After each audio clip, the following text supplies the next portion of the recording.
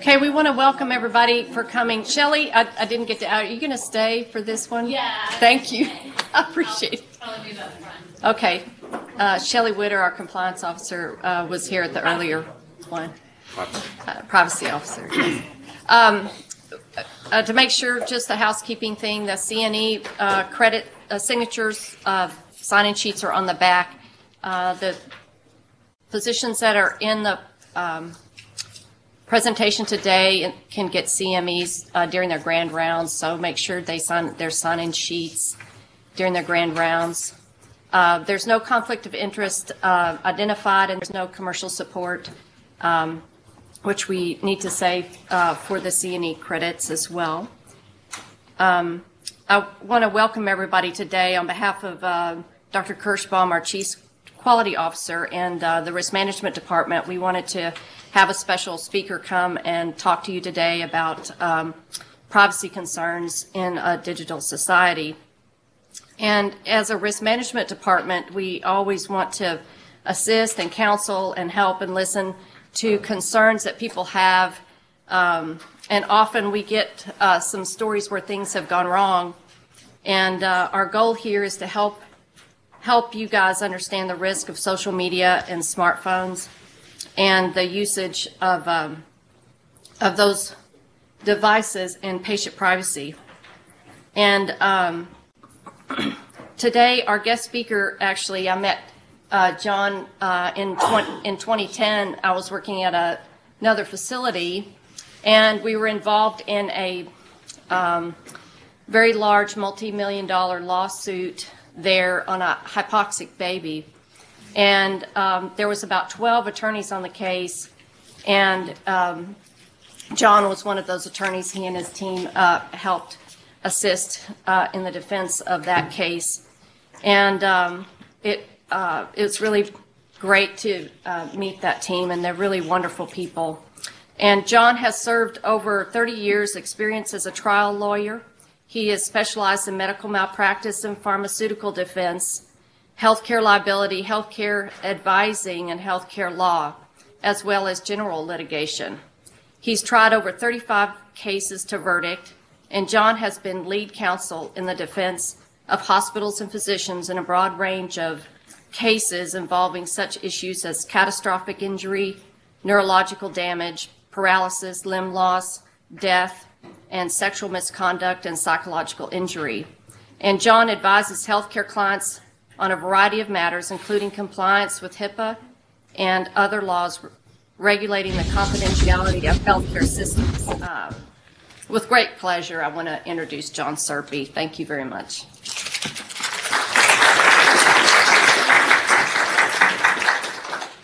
Thank you, Amanda. I'm happy to be here. We actually just did this talk from 6:45 to 7:45. So, as I like to tell people, I never tell the same stories twice. So, gosh knows how this will be. So, if you've stuck around, hopefully we'll give you some new material in this thing. I will say there's a lot more people here with ties. So, I don't know what that means, but obviously the people with ties slept later, I hope, this morning. Anyway, I'm glad to be here. And as Amanda said, it's been my pleasure to represent healthcare providers for a long time. My dad's a doctor. He's 86 years old, still practicing medicine with my brother up in New York. And of his 6 children, 3 are lawyers and 1's a doctor.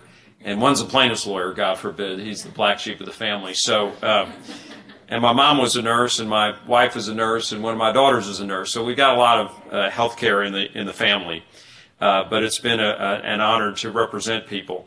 Now, as I said earlier, if I saw this topic at a seminar, I would decide I'd hit the bar early because it sounds a little patient privacy concerns in today's digital society. It's really not a catchy title, but we hope we've got enough material here today to go over this. And what's so interesting is we're getting timely questions. We're getting questions from people about, hey, somebody texts me that they got a patient that I need to come see. Can I do that? Can I respond? What can I say? And you're going to see some things are a little better established than other things, but you're going to see as social media and as technology becomes more and more sophisticated, it intersects with healthcare all the time and creates new headaches all the time in terms of what's the right thing to do if you're a healthcare professional dealing with these issues. So we're going to talk about smartphones. That's a major topic of interest. We're going to talk about taking pictures with your smartphones. That's big. We're going to talk about social media, because what we see consistently in our cases now are on both sides. We see healthcare providers who put things on social media, and then we see patients who end up in litigation putting things on social media. And we have, you know, at my firm, if you sue us, one of our people is immediately going to go and find out everything they can. They're going to Google you. They're going to look on the internet. They're going to see if you have a Facebook page. It's actually unethical for us to friend a plaintiff in a case, unless I guess they're really your friend, to try to access their information. But the concept that, hey, what I put on Facebook, and you know, I've got the privacy settings on, that's protected. I'm here to tell you, don't believe that. So so we'll talk about some of that.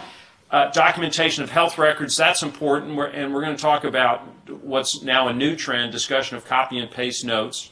And then e-discovery is more of a legal kind of topic, but I want to use that just to give you a few examples of situations that come up where, if you're ever involved in a lawsuit, the kinds of things that people will be looking at and trying to get from you or from our institution, from UTMB. All right, so let's start with photography. And we've got several examples of people getting in trouble for doing selfies and taking pictures. So here we have our these Chinese doctors. The Chinese media put out that these doctors were punished. It was apparently the end of a rotation, and they were taking a picture to celebrate their comradeship, and they just forgot the patient was in the middle of the picture. So their selfies got them all suspended without pay for 3 months. Joan Rivers, we find out that as her doctor began performing a biopsy on her, he took a selfie. So we've got a situation where a patient dies, and we've got a doctor who's taking a picture, obviously without the patient's permission, when the patient is anesthetized. So you've got multiple headaches in that, and lawsuits resulted. Her estate is suing the doctors, and among other, and beyond just saying they committed malpractice in performing the procedure, they're suing for invasion of privacy and disregarding her dignity as a patient.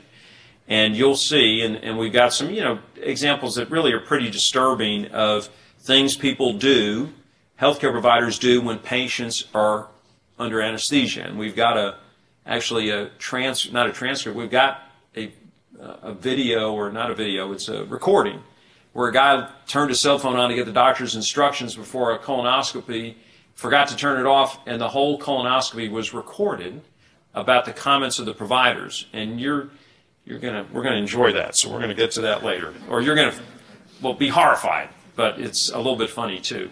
Okay, so here's a doctor, saw an unusual tattoo, and decided, I want to take a picture of that, and I want to show it to some other people. That, again, comes under scrutiny.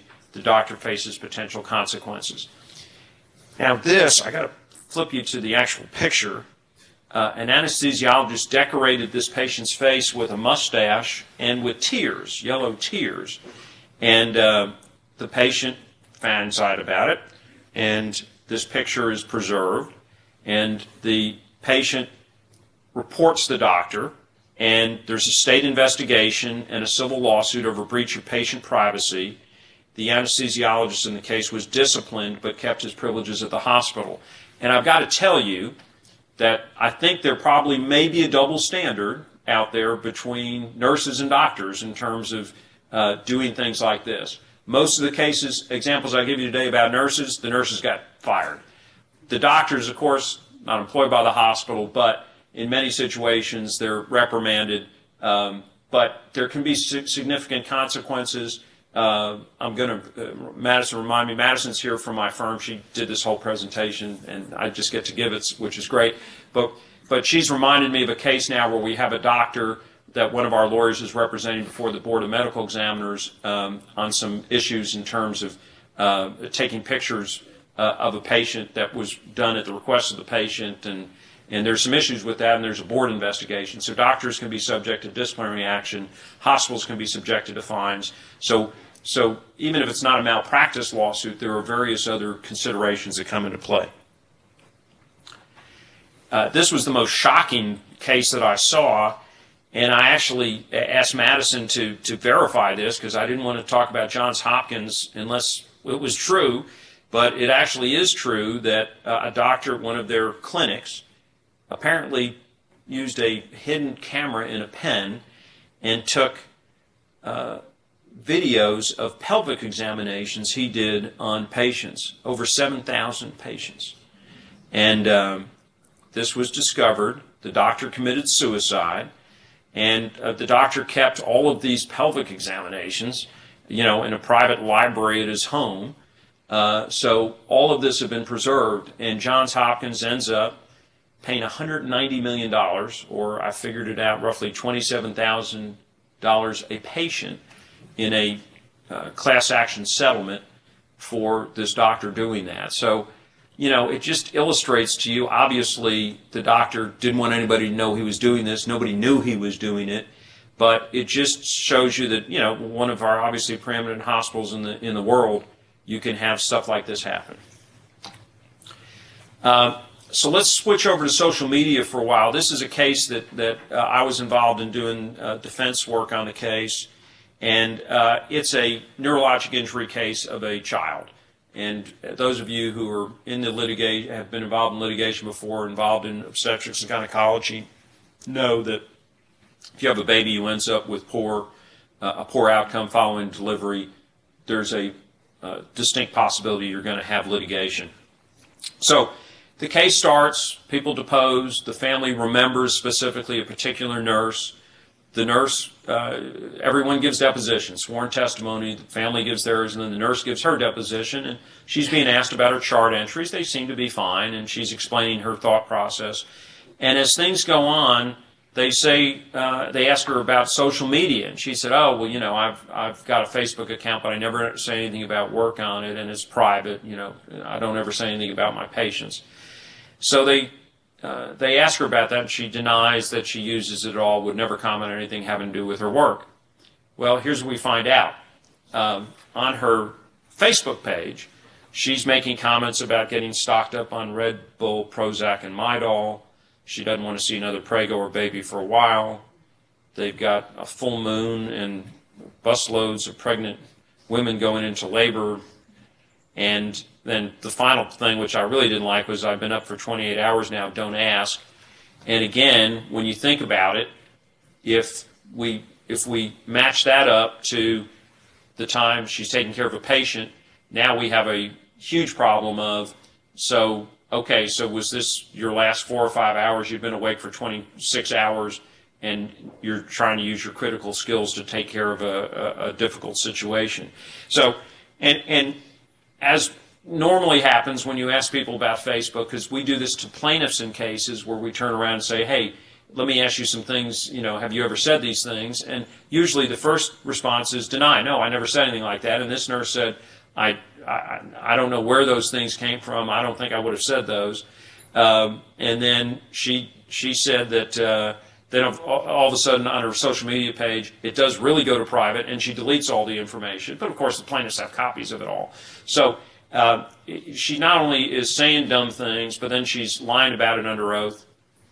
That's trouble. That causes problems in cases. And as I said, it works both ways. We look on social media pages. You know, we've got cases where some guy says, the doctor gave me treatment, I'm now impotent. And then we find on his social media women attesting to he's the most fantastic guy that she's ever slept with. This is after the alleged injury. We've got one where brachial plexus injury. The mom says his arm, he can't use his arm. We find Facebook pictures of the kid throwing a football with his arm and bowling with his arm, you know, 5-year-olds. So it can work both ways, but you have to be you have to be very cautious and careful about what you do with social media and your Facebook pages. So then real life examples. Here we have an interesting case where a CEO of a hospital was trying to fire 5 nurses. They did not use patient names, photographs, or similar identifying information, but he said they were using social media to post their personal discussions concerning hospital patients. So I don't know if that was sour grapes against the hospital. I'll show you an example in a minute of people posting negative remarks about their employer. That's probably not a good idea to do on Facebook. But in this particular situation, even though it didn't sound like there were HIPAA violations, these nurses were in hot water for posting information on social media. Here's a sad case where a nursing home resident is stabbed 12 times by a fellow resident, nearly decapitated, and before the fellow died, nurses and other people took pictures. And they posted the pictures on Facebook of the guy almost decapitated and sent text messages out about it. And 4 people were fired because of that. Here's a bizarre case. A nurse takes pictures of patients and the contents of their bedpans. And she got fired for that and had to surrender her nursing certificate. And keep in mind, so there's various levels of ways you can get in trouble, right? You can get sued in a lawsuit. And the things you do that get beyond medical judgment, for example, invasion of privacy, defamation, those kind of things, may or may not be covered by various tort claims caps and medical malpractice caps. So you expose yourself to some problems there. In cases where, for example, where I've had doctors who are accused of misconduct in terms of sexual misconduct with a patient, a lot of times your malpractice coverage doesn't cover you for that. It's coming out of your pocket. And beyond that, you have licensing implications. You can get fired from your job. Lots of bad things can happen to you if you make poor choices when it comes to posting information. This is what I was referring to before. Here's people putting social media posts up about their hospital. Obviously, they're not big fans of their employer, and they make different comments. None of the directors are safe as nurses. Public service information, if you're admitted, you might want to attach a GPS because they're going to get lost in the shuffle. The only way I would feel comfortable with my family or friends going there would be if I knew in advance who was working, and the powers that be are so busy covering up their own mistakes. Now, I'm sure people in this room at other institutions at times have felt like, I'm frustrated and I want to post things. Well, there's lots of problems, obviously, with using this as your way to act out your frustrations. And in my experience, again, I've just seen, and I counsel people, I present people for depositions. We spend time getting ready and figuring out, and I tell people what to watch out for in depositions. And one of the common things that plaintiffs' lawyers like to do is to say, okay, Nurse X, do you have any problems on your unit? Do you have any complaints? Do you have enough staffing? Do you have enough equipment? Do they make you work too many hours? By the way, what do you think of Dr. X? Is Dr. X a good doctor? Would you go to Dr. X? All those questions come out in depositions. If you listen to my advice in advance, you just say, hey, I've worked in a lot of hospitals. This is like a lot of other hospitals. We do the best we can. If I'm really concerned about patient safety in a specific situation, I tell my supervisor and they do something about it. I mean, I try to keep them on a positive thing as opposed to just turning it into, let me complain. But I've certainly had situations where nurses have used that in a deposition setting to air their grievances about their coworkers and their institution. And one person who was complaining about something having nothing to do with the case at hand, she told me in advance, I left that place, I didn't like it, they were cutting corners, and I don't like any of the people there. And I said, if you say those things in the deposition, although they have nothing to do with the case, that's all we're going to be talking about. So she, of course, can't help herself, launches into that the first opportunity. 2 hours later, the plaintiff's lawyer is still asking her about all the complaints she has. And she finally looks at him and says, why are you asking me these questions that has nothing to do with the case? And I said, there you go. So that's not the way to do it. And, of course, if you decide you want to take out your grudge against Dr. X or Nurse Y in a deposition context, and I've seen that happen, where it becomes a very problematic situation where you're criticizing, coworkers. So, but these are, now what we're doing is we're getting beyond just you doing this in a deposition context to are you doing this in social media? Are you doing posts on Facebook about your employer? And other examples, we got a doctor who took pictures and posted them on Facebook of a patient he treated in the emergency room who was intoxicated. She was a model. Another doctor who complains about his patient on Facebook and then announces later she'd had a stillbirth, puts that on his Facebook page. And there's consequences for those types of actions. All right, so at UTMB, social media best practices. A lot of this is common sense. But let's just look at it for a minute so we're all on the same page. Take responsibility, use good judgment. That's easy. Think twice before you post. Most importantly, you have to protect patient privacy. If you're disclosing information without written permission, it's strictly prohibited. Okay? So photographs or potentially identifiable information, and I think we'll talk about it. We have our privacy person here today. We're going to talk about specific instances people have as, does this cross the line? Is it okay to do this, or should I not do that? And we did have some questions in the earlier session about situations where, okay, I'm taking a picture of, at the request of the family so I can illustrate something to them, or I'm taking a picture of some unusual pathology feature. Obviously, step one, if you want to use pictures, is let's get written permission. And we have forms that give you that permission if that's what you want to do. But the concept of, well, no one will find out, I'm putting it on my phone and I'm not going to get in trouble for this, that's invariably somehow or another that comes back to haunt you. So when in doubt, leave it out. And it applies to deceased patients and things, again, that you post in your secure section of Facebook. The concept that, hey, I put it on there and that's private. It's not private if you're talking about your patients, and it subjects you to a variety of sanctions. And then identify yourself when speaking officially and protect proprietary information and seek expert guidance. We have an Office of Public Affairs at UTMB, and if you are involved in a situation trying to figure out how do I handle this situation, we have people who will try to answer those questions for you and give you guidance. All right, so we've got HIPAA, and then we've got Identifiable Protected Health Information, PHI. So PHI includes full facial photographics or images that reveal the identity of a patient. If you can't identify those images, it's not subject to HIPAA, but we also have a Texas Medical Privacy Act, and nobody here wants me to go into all the minutia of that act, but it's different than HIPAA, and in some respects it's broader.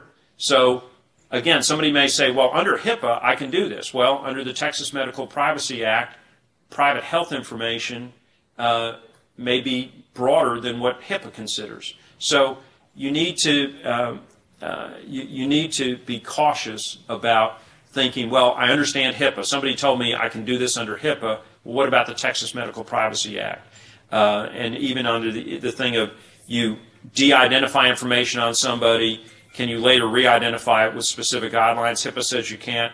Texas says you cannot.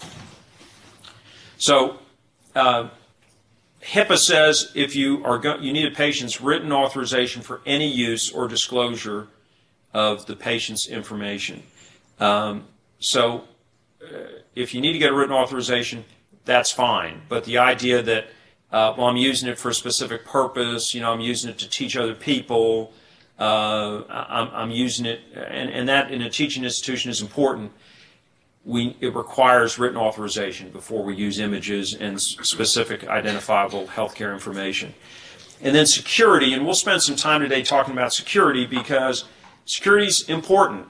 How secure is the system you're using to send information? So we get into data breaches. A friend of mine who does data breach litigation says there's two kinds of institutions, ones that have been hacked and ones that don't know they've been hacked. But there's exposure for some of these institutions from individuals who have access to that information, putting it on their private computers, and somebody hacks that computer because the security isn't as great. And that can create liability for the institution. So if in any context you have private devices that have the ability that somebody, if they hack that, could access information from UTMB patients, you're putting yourself and the institution at risk. And here's a hospital paid $5 million almost in fines because a doctor had a computer that had 6,800 patient name information on it. Health insurers, same deal, fined $2 million almost for giving records on 612,000 people. Those were infiltrated by hackers.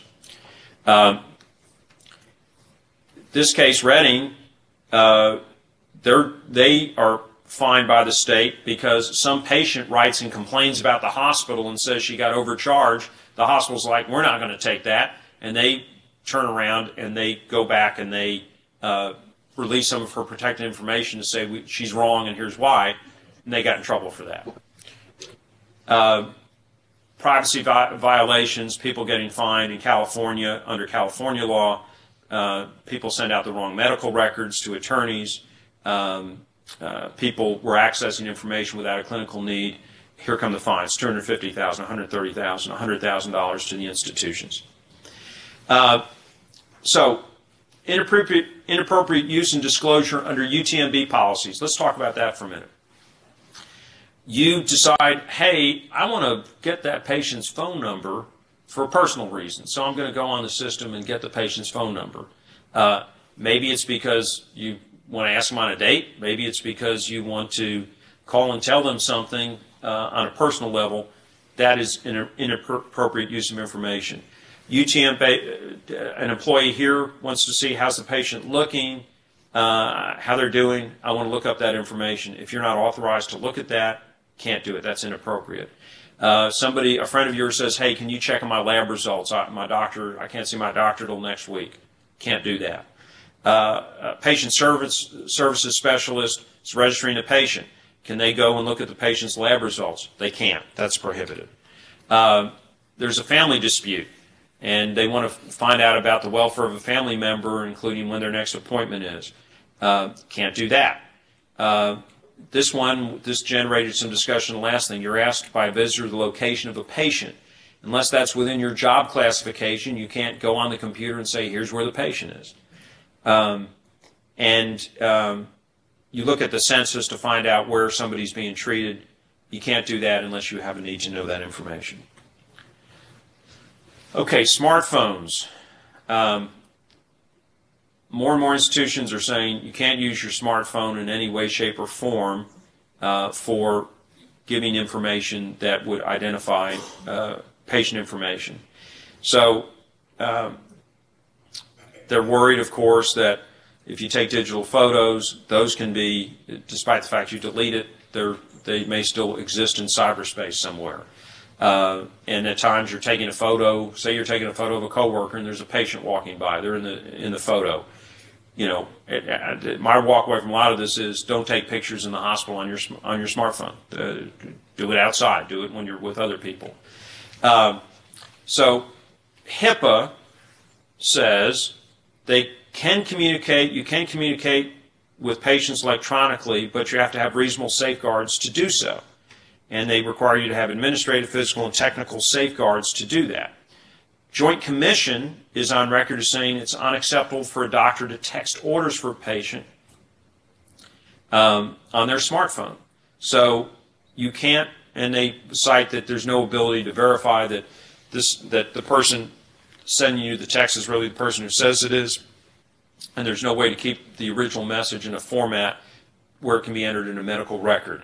So they have said it's unacceptable for doctors to do that. And the Joint Commission, the real takeaway from that is that they're trying to get people to focus on the fact that you may be able to use new age, fully secure mobile communication and encryption ways to communicate information. But that isn't your iPhone. That's not within those standards, or that you need to have your iPhone designed or modified in a way that it meets these specifications, which, again, I would want to get guidance from my institution and say, okay, this is what I'm doing with my iPhone. Is it okay? And you'll get answers. And you may not like the answers, but the bottom line is you need to know that. So having written patient consent helps. So that's always good to get that if you are in a situation where you want to disclose some information about the patient's situation. All right, so let's go to documentation of health records.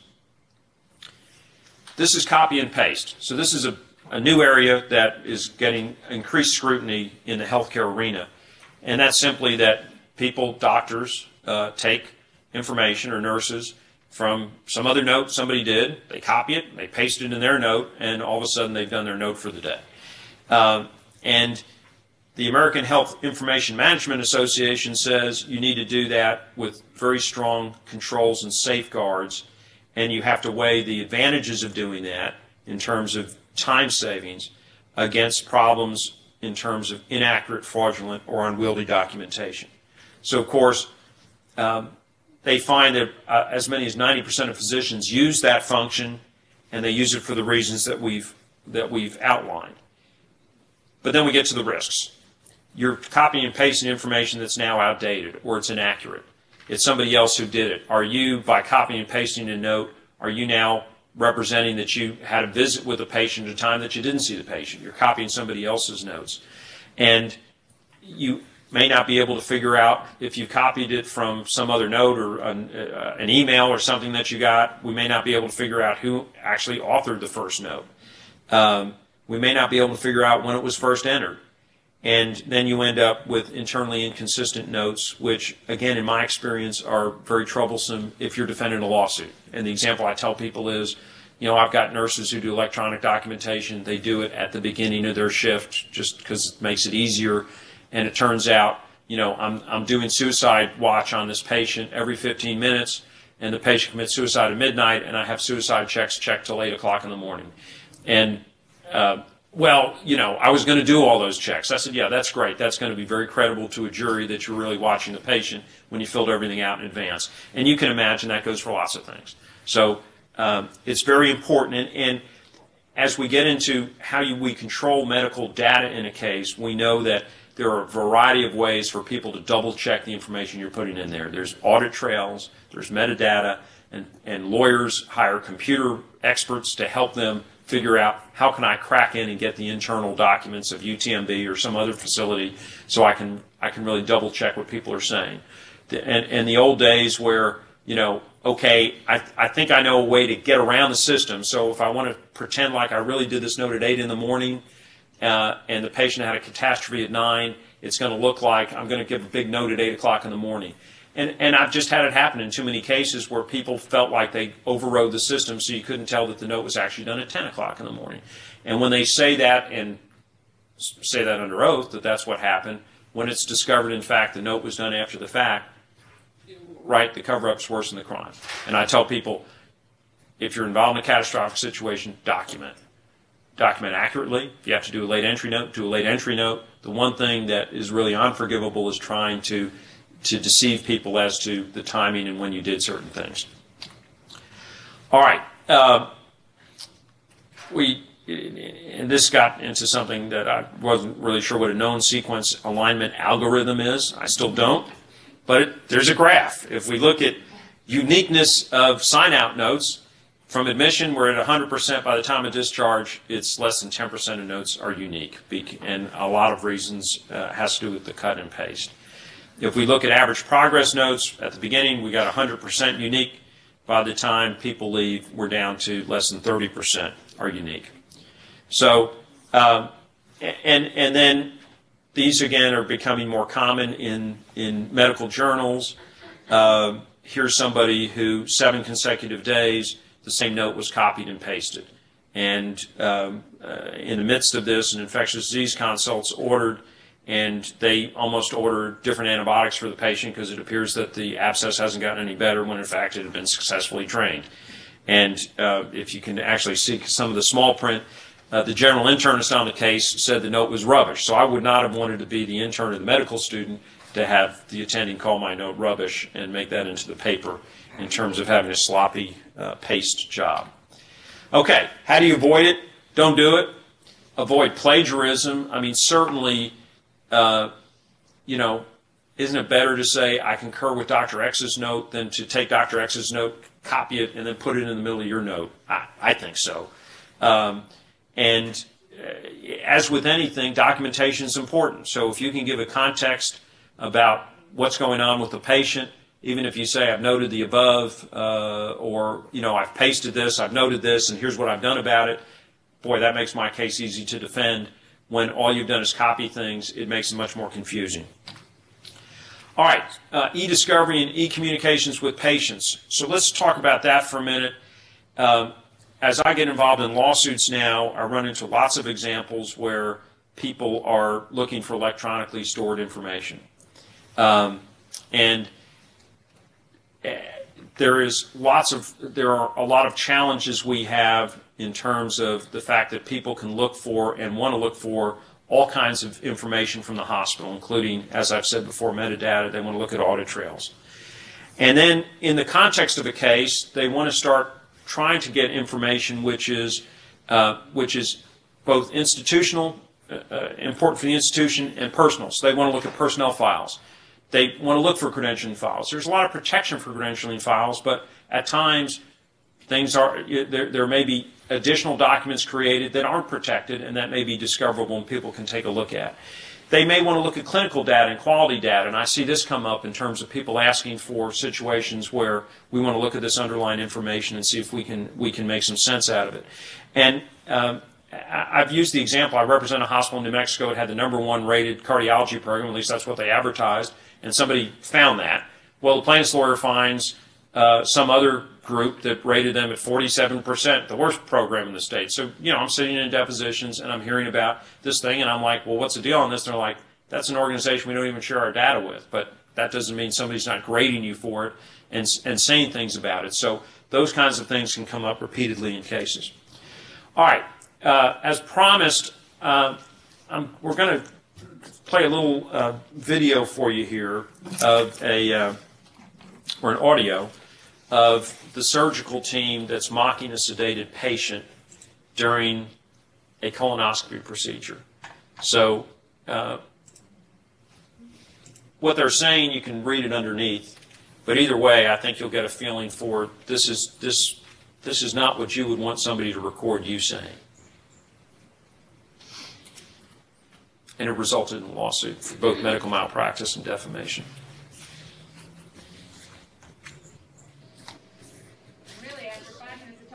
I wanted to punch you in the face and made you up a little bit. So just make sure you're down up. I don't want you to accidentally rub up against it. Some syphilis on your arm or something. It's probably tuberculosis in the penis, so you'll be alright. Just get a PPD in like a month, and then you'll take some INH and be fine. So if you see a reaction, you make Penis and Ebola.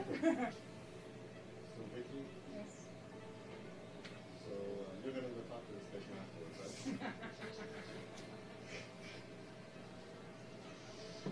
Sure. Tell him Dr. Shaw said everything, you just don't remember it. Just repeat it. You're going to have a timer go off, or have like a fake page. Dr. Shaw, you need it urgently in the office. Okay, I have to go now. Actually, Excuse me. I have a patient to see. There you go. So, Good. I've done the fake page before. That's the thing. And I'm putting his IV in, he's like, I always pass out when I look at this. Great. Well, why are you looking then, retard? I said, turn your head, why are you looking? They want to believe what they want to believe. These people are into their medical problems. They need to have medical problems. I call it the Northern Virginia syndrome. It does, I agree, it seems to be a heck of a lot worse here, because it is not like this in Texas. Here it's like the holier than thou. No, here it's like the holier than thou. Too much internet use, a little too much information kind of. Round and round we go, wheel of annoying patients it goes. Where to land, nobody knows. We saw Charlene, she did one for you. I feel bad, I shouldn't be so mean. I'm going to mark hemorrhoids, even though we don't see them, and probably won't. I'm just going to take a shot in the dark. Okay, so other than saying things are better in Texas, I didn't like anything that particular doctor said.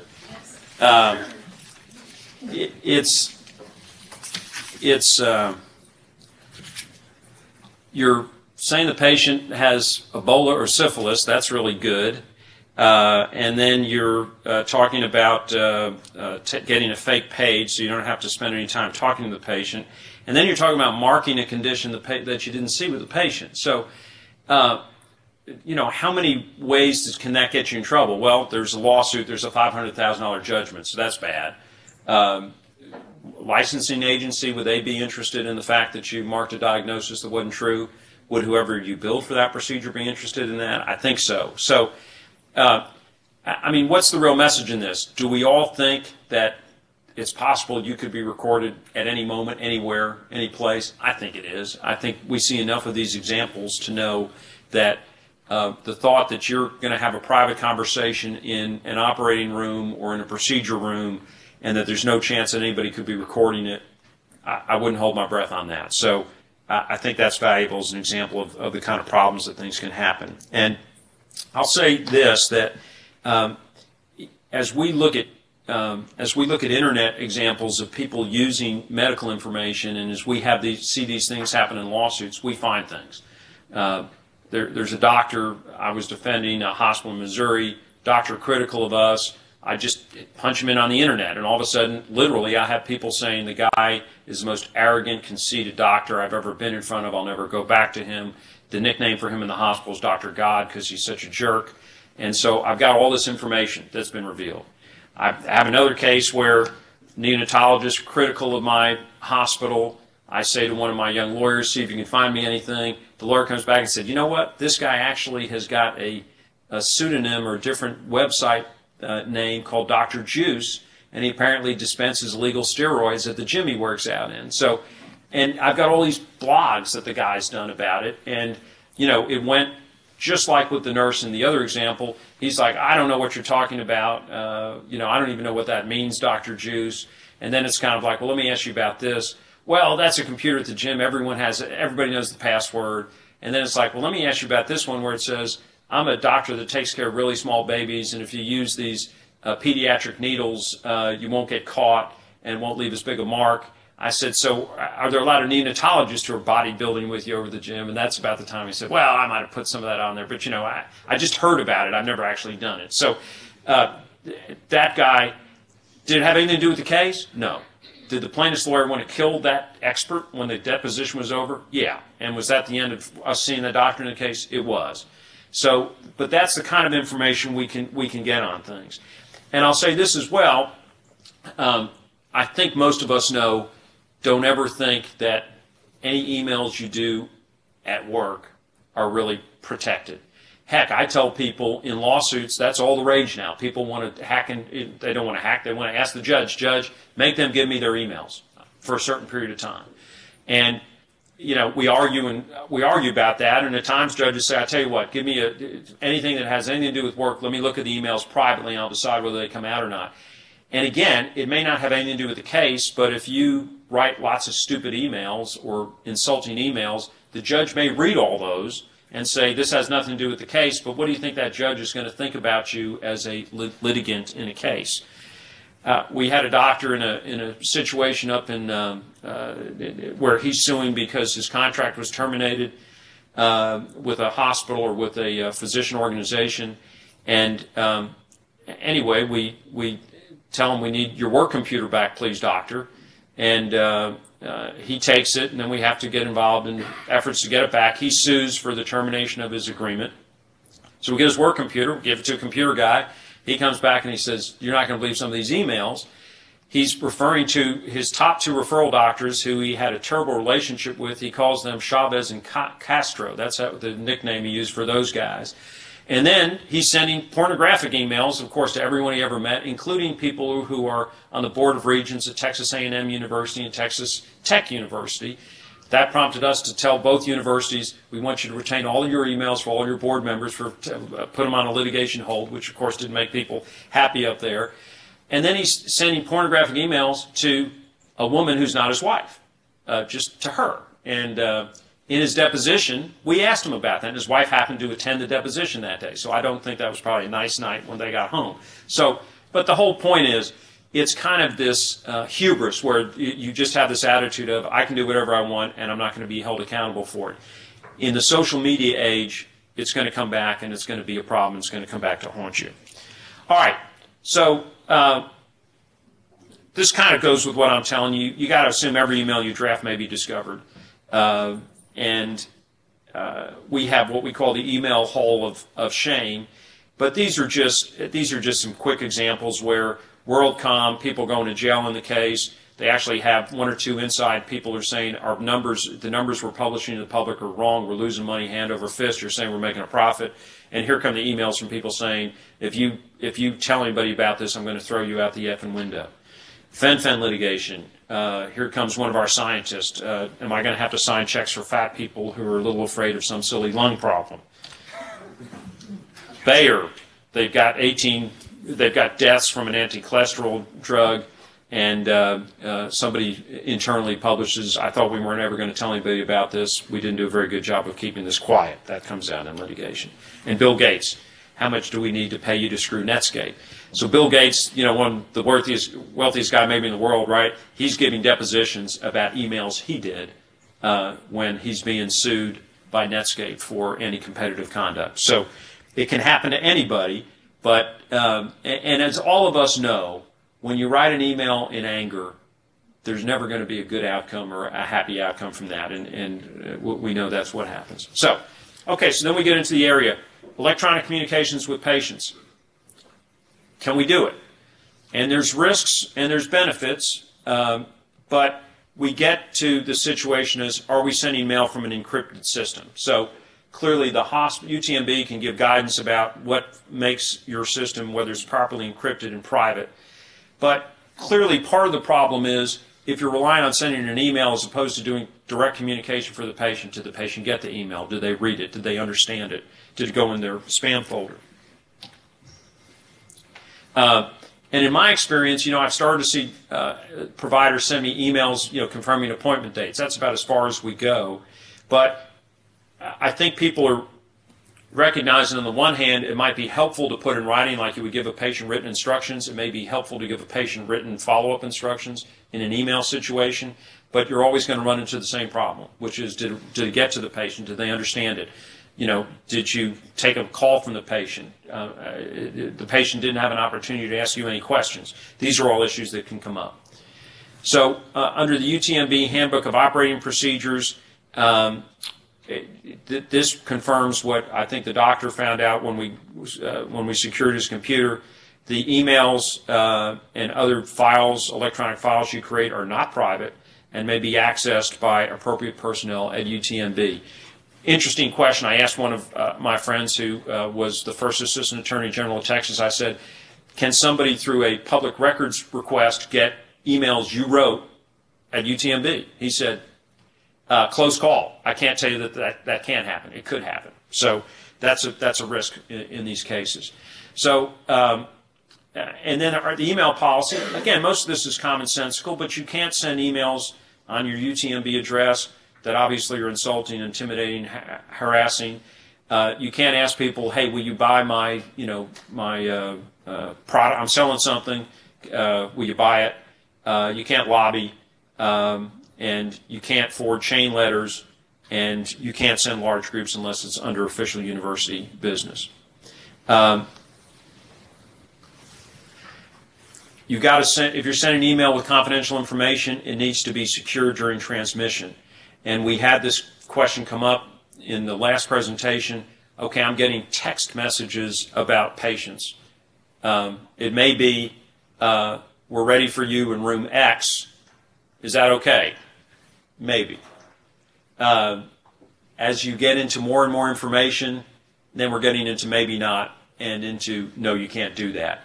And Shelley, I think, can help when we'll open up for questions in a minute, because people have specific questions about, hey, this is a really efficient use of how I do it.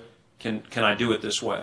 I have pointed out, we're working with a doctor now in Austin who was taking pictures of patients and is under some investigation, and it was for a legitimate reason, because I heard from a doctor earlier today, the only phone in the operating room is my phone.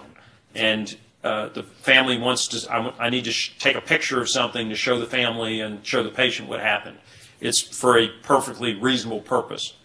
Answer, maybe, maybe not. So, and there's not necessarily bright line rules on this, but the idea of, well, I'm just going to do it, really, I think that's where we look to our privacy people to say, if we're going to do it, how do we do it? Let's get written authorization. That obviously answers a lot of the questions that we have. So I'm happy to take, we got about 10 minutes left. I'm happy to take questions, or Amanda or Shelley may be able to answer some things too. Thank you.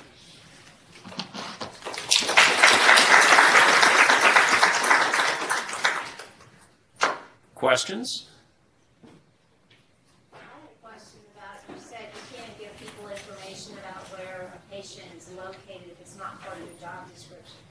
As a therapist, if I'm on a floor and somebody says, I'm looking for Joe Smith, is that part of my job description? Shelley, I'm giving you that one. So one of the reasons we put that in place was to protect the employees as much as it is protecting them. Because if we're going through and we're doing an audit because patient Witter has filed a privacy complaint, we're going through and we're trying to determine who has appropriately accessed the patient's record and not accessed it appropriately. If we see somebody from geriatrics has accessed the patient of a child, we're going to have to question why they accessed that. So things like that are put into place to protect you as much as anyone else. So what I would urge people to do in situations like that is to try to get them to someone who it is appropriate. So like if you are near a HUP, and for those who don't know what a HUP is, they're like the inpatient unit. Take them to someone like a HUP whose job it is to help direct patients, or to get them to the folks downstairs, patient information, whose job it is to help direct patients. Again, because if we see somebody from geriatrics accessing a record and they tell us, well, I show people all the time where to go, that may not be my patient. So that's kind of why there's that gray area where we don't want to get into that area. And again, it's as much for our employees' protection as it is for our patients. So that's why we advise people not to do that. Well, you also don't know if that patient is a confidential patient either. That's a good point, Amanda. And that somebody may be coming up here to hurt them, or may know that they might be here, and you have no idea, and so you're giving them information, and the patient, actually, I think we had that happen just recently. We had that, and we had it happen a long time ago. I mean, that's a really good point. We had someone show a directed person where the patient was, and it was a gang-related injury that the patient had sustained, and they were no information patient. And the person, it wasn't part of their normal job to look up that kind of information, so they didn't realize that that was Okay, over here, sir. I'm a physician, and I often get patients my cell phone number and tell them to contact me if they have any questions or problems, for example, after surgery. The statement you made earlier led me to believe that you have concerns about that. I don't. I really don't on phone calls. I think that was one of the distinctions we made as opposed to texting. I can't. Yeah. They sometimes choose to text. Right. Well, I think, as I understand it, I think we're all in agreement that if you're nice enough to give somebody your cell phone number and they call you, and you are comfortable that it's the person who you're talking to the right person, right? That it's not, a family member trying to get information they couldn't get otherwise. I'd have no problem with you just discussing like you would on your home phone or on your office phone. Yeah, the problem with text, there's a couple of problems with that. For one thing, text messages aren't secure, so if you're going back and forth and you're talking about specific patient information, it's not encrypted, it's not secured, it could be intercepted. The other problem with text, like John alluded to, if I'm your patient, you probably know what I sound like, or you have some kind of idea, especially if you've had a recent interaction. But if you're doing text, how do you know someone didn't get a hold of my cell phone and it's really my husband who's texting you about the STD that I just was diagnosed for, is curious, you know. So that's why text is a little bit more of a gray area than an actual verbal interaction, that phone interaction. What I would do is if they text you to say that I'm not able to respond to your text, however, if you would like to place a phone call to the same number, I'm happy to talk with you via phone. Okay, yes. I work in a home-based outpatient program, and so when I see patients, they're at home most of the time. And I'm a social worker, and so most of the time I'm connecting them to resources and things like that. And in many cases, they either don't have the resources or the ability to leave their home. And so this is more about documents. So I will take pictures of their documents to make copies of. And I'm wondering if that's not a great idea, if I should physically take the documents, make a copy, and bring them back to them. It's just an efficiency thing, because then I can just have one trip, take the pictures of the documents, make the copies, turn the forms in. Yeah, no, I hear you. And, you know, as a lawyer, I'm kind of like, it sounds pretty reasonable what you're doing to me. However, you know, Shelley, what do you say about that? So it depends on what type of documents that you're taking pictures of. So I would be a little bit concerned if you're taking pictures of like social security cards with their social security number, just because of the risks associated with that. If you're taking photos of things like utility bills or water bills as documentation for their residence, that their address is their address, to me that's a different level of risk. Yeah. So I actually like to talk to you a little bit more about some opportunities, and also the one thing that I would stress no matter what you do is if we talk and we do decide that that's an appropriate use of taking images, that those images need to be deleted as soon as you get those uploaded to whatever UTMB system, or you print them out and you make them part of their paper chart or whatever, that those images need to be deleted from your cell phone immediately. But I can give you my business card and we can have, because I think this is a longer discussion than just here, and we can talk offline about solutions for that. Okay. I'm going to leave you with, I'm here forever, so I can answer questions when we get done today. But I'm going to leave you with one last thing. UTMB actually has a guide to social media do's and don'ts. I want to tell you my favorite. I read them all. A UTMB student wearing a UTMB t-shirt is tagged in a photo taken at a local bar and posted on a friend's Facebook page. The medical student is clearly inebriated. So what are the implications of that? Well, we don't like the fact that UTMB is identified by the t-shirt, and the unprofessional behavior of the student is available for all to see, including future employers and patients. And although the medical student did not take the photo, him or herself, they should ask their friend to remove the photo and remove the tagging link to the author's own Facebook page. So I thought that was interesting because obviously it always concerns me, especially when I'm dealing with younger employees, younger nurses, younger doctors, that people, you know, think that's really fun to take pictures of people out partying, and that creates all kinds of alarm bells with me when we get involved in a litigation context. So I'm going to stop there, and then we'll take it. People come on up, and we'll answer any other questions people have. Thanks again. UTMB Health, working together to work wonders.